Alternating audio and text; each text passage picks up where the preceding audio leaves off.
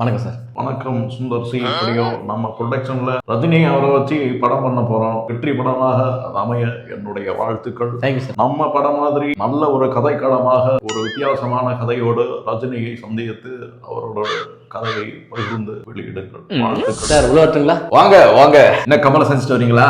Sir உங்களுக்கு எப்படி தெரியும்?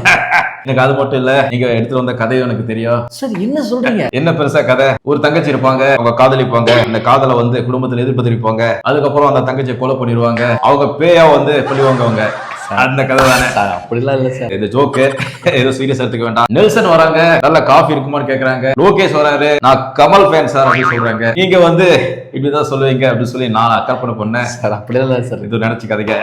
கதை என்ன கதை சார் ஓபன் பண்ணா சூப்பர், அவர் அப்படியே கிளைமேக்ஸ் வைக்கிறோம் சார். ஓ ஃபேண்டாஸ்டிக். சுந்தர்சி, இந்த மாதிரி வந்து படம் வந்து டெஃபினட்டா வந்து ஹிட் ஆக போகும். இது வந்து ஆடியன்ஸ் வந்து செம்ம என்ஜாய் பண்ணுவாங்க. வெற்றி படம் வந்து அமைய போகுது.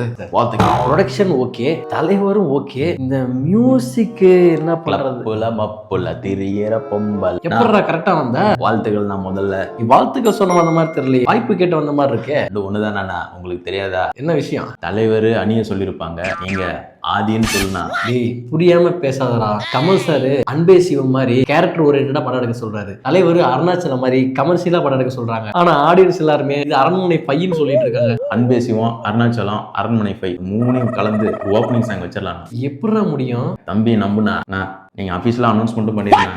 சரி போட. லப்புல மப்புல திரியற பொம்பல்.